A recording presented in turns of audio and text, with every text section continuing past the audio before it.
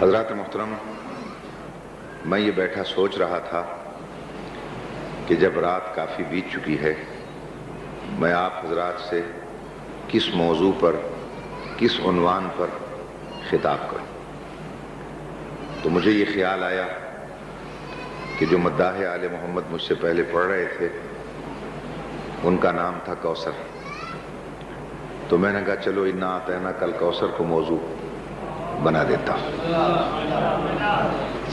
دوستان محترم، گزارش صرف اتنی ہے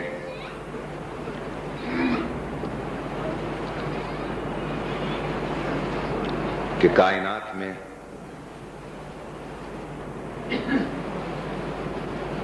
جس طرح ہر محبت کرنے والا، ہر چاہنے والا دل میں یہ خواہش رکھتا ہے کہ میرا محبوب مجھ سے کچھ مانگے، میرا محبوب مجھ سے کچھ طلب کرے تاکہ میں اس کی طلب کو پورا کروں، میں اس کی چاہت کو پورا کروں، بالکل اسی طرح اللہ بھی یہ چاہتا تھا کہ میرا محبوب مجھ سے کچھ مانگے، میرا محبوب مجھ سے کچھ طلب کرے تاکہ میں اس کی طلب کو پورا کروں۔ اور اللہ کا محبوب اس ناز پہ نازاں تھا کہ میں کیوں مانگوں؟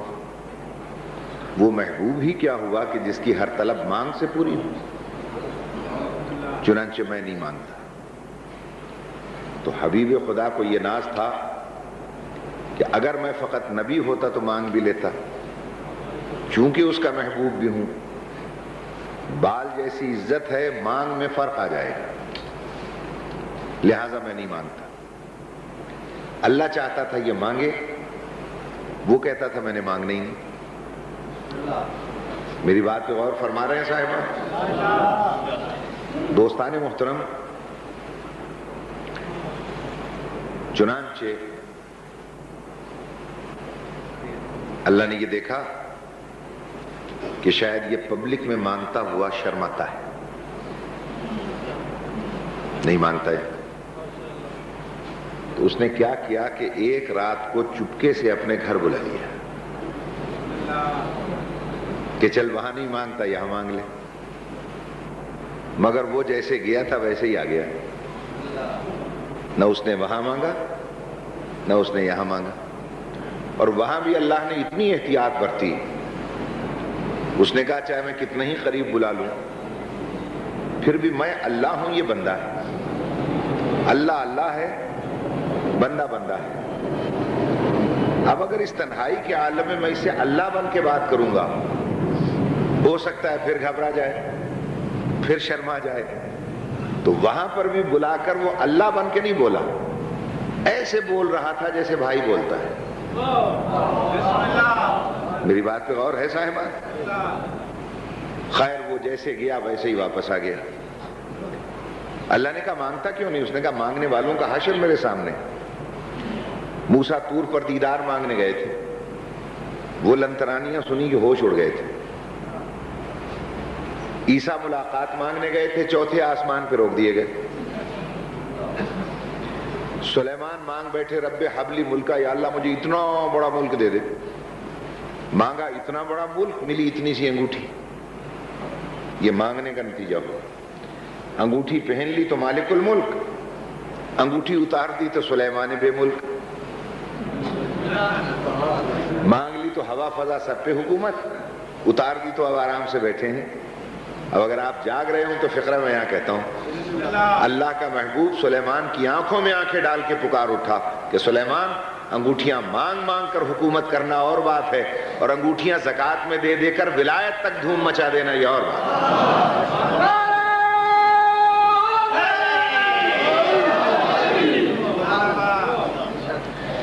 اور یاد رکھیں دوستو، نہ اس نے وہاں مانگا نہ اس نے یہاں مانگا۔ آخر ایک دن ابر رحمت الہی جوش میں آیا، اس نے کہا یہ تو مانگتا نہیں، چلو بغیر مانگے میں اسے دیتا ہوں۔ اور اس نے ایک دن اعلان کر دیا کہ میرے حبیب، میں تجھے ایک ایسا تحفہ دوں گا کہ فترضا، وہ تحفہ ملتے ہی تو راضی ہو جائے گا۔ میرے خاموش دوستو، یہ بڑی عجیب شے ہے کہ اللہ نے کہا کہ ایسا تحفہ دوں گا کہ تو راضی ہو جائے گا، اور انسان کی فطرت میں یہ بات ہے کہ انسان کسی بات پہ راضی ہوتا ہی نہیں، اس لیے کہ انسان کی ہوس کا اسٹاپ کہیں آتا ہی نہیں۔ انسان کی فطرت میں داخل ہے، مانگتا جاتا ہے ابھی اور ابھی اور ابھی اور ابھی اور۔ یہ روز مرہ کی بات ہے۔ مثلا روز آتے ہیں ہمارے یہاں لاہور میں کہ قبلہ مہربانی کریں، سفارش کریں کہیں ہمیں کلر کی مل جائے۔ بے کلر کی مل گئی بس کہ نہیں جناب مہربانی کریں ترقی کرا دیں، اب میں ذرا ہیڈ کلرک ہو جاؤں۔ بھائی بس کہ نہیں جناب مہربانی کریں اب میں اس پورے شعبے کا انچارج ہو جاؤں۔ بھائی بس کہ نہیں جناب مہربانی کریں اب میں ڈائریکٹر ہو جاؤں۔ بھائی ہو گئے بس کہ نہیں جناب ڈائریکٹر جنرل ہو جاؤں۔ ارے بھائی بس کہ نہیں جناب اب میں وزیر بھی ہو جاؤں۔ بھائی وزارت مل گئی بس کہ جناب وزیر اعلیٰ ہو جاؤں۔ بھائی وہ مل گئی بس کہ نہیں جناب اب میں وزیر اعظم ہو جاؤں۔ بھائی وزیر اعظم بھی ہو گئے بس کہ نہیں جناب اب صدارت بھی مجھے مل جائے۔ بھائی مل گئی تمہیں صدارت بس کہ نہیں جناب اب یہ 7 والا ملک بھی مل جائے۔ وہ 7 والا ملک مل گیا بس کہ نہیں جناب اب جنت بھی مل جائے۔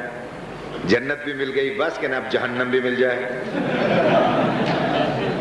تو یہ انسان جو ہے یہ جہنم لے کے بھی بس نہیں کرتا، یہ اس کی فطرت میں شامل ہے۔ یہ بس کیوں نہیں کرتا؟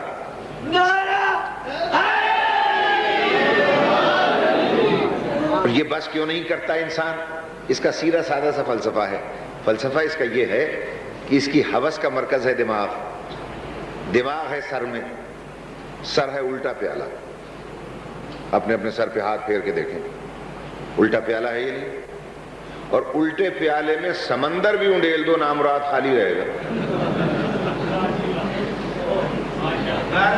سمجھ میں آ رہی بات؟ البتہ جب قبر میں کیڑوں سے واسطہ پڑے گا پھر یہ بس کرے تو کرے۔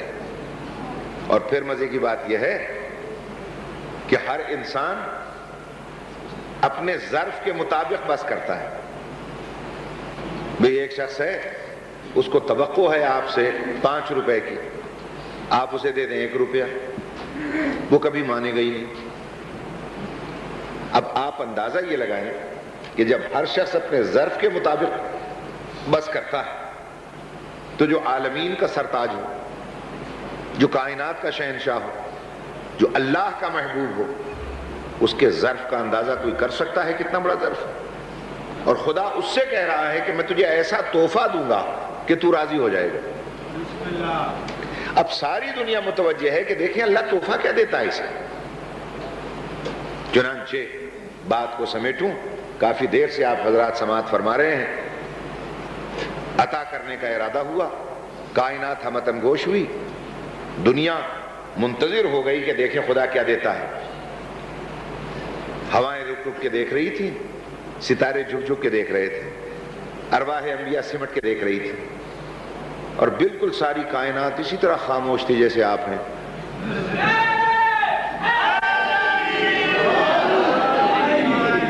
وہ یہ دیکھنا چاہتی تھی کہ دیکھیں آج اللہ اپنے حبیب کو کیا شے دیتا ہے کہ وہ راضی ہو جائے۔ چنانچہ اللہ نے ایک شاہی اعلان جاری کیا، اور شاہی اعلان کیا جاری ہوا کہ میرے حبیب تو خود نہیں مانگتا، کیوں؟ میں سمجھتا ہوں، اس لیے کہ تو جانتا ہے کہ اگر تو کوئی شے مانگ کر لے، چاہے کتنی بڑی شے مانگے گا، وہ تیری حیثیت کی ہوگی، اور جو بغیر مانگے میں خود اپنی طرف سے دوں گا وہ میری حیثیت کی ہوگی۔ تو لہٰذا میں اعلان کر رہا ہوں کہ تو نہیں مانگتا، میں خود تجھے دے رہا ہوں۔ انا اعطینا کل کوثر، لے میرے حبیب میں تجھے کوثر عطا کر رہا ہوں، میں تجھے تحفے میں کوثر دے رہا ہوں۔ اب مولوی صاحبان نے اس کا ترجمہ کیا کہ صاحب کوثر سے مراد ہے پانی کا چشمہ، وہ جو جنت میں ہے نا چشمہ، وہ ہے کوثر۔ ارے بھیا اگر کوثر سے مراد وہی ہے پانی کا چشمہ، میں تو پانی پانی ہو گیا۔ وہ اس لیے ہو گیا کہ اتنا انتظار کرا کے شاہی اعلان کر کے دیا تو کیا پانی کا چشمہ، جو ایک ملنگ فقط نعرہ حیدری سے لے لیتا ہے.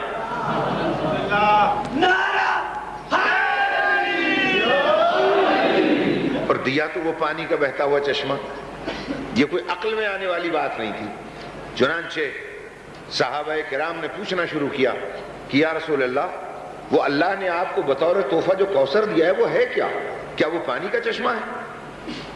تو پیغمبر نے کہا دیکھو اس طرح کرو، ابھی تمہیں نہیں بتاؤں گا، نماز تہجد کے وقت میرے در دولت پہ آنا، وہاں میں تمہیں بتاؤں گا کہ اللہ نے کون سا تحفہ دیا ہے کوثر نامہ. چنانچہ یہ سارے کے سارے تشریف لے گئے. صبح صادق کا ٹائم ہوا، پیغمبر اکرم دولت سرا میں تشریف لے گئے، اور جب وہاں سے برآمد ہوئے تو عجیب انداز میں آ رہے ہیں، فرشتوں کی دربانی میں، عصمت کے حساب میں، عفت کے حجاب میں، تقوی کے دور میں، طاعت کی قناعت پہ، تطہیر کے فرش پہ، خاک شفا کا مصلی لیے، فاطمہ کی تسبیح لیے، پنجتن کا پنسورہ لیے، تکبیر کے ماحول میں، تقدیس کی فضا میں، ملکوت کے حمامے میں، نبوت کی فانوس لیے، توحید کی شمع جلائے، سفید رومال میں ایک تازہ تازہ پھول لپٹا ہوا پیغمبر آنکھوں سے لگائے ہوئے، سر کے اوپر اٹھائے ہوئے منبر پر تشریف فرما ہوئے، اور ہاتھوں پہ بلند کر کے کہا سر جھکا لو، آنکھیں بند کر لو اور اعلان سن لو کہ اللہ نے مجھے خدیجۃ الکبریٰ کے بطن طیبہ و طاہرہ سے یہ فاطمہ نامی کوثر عطا کیا.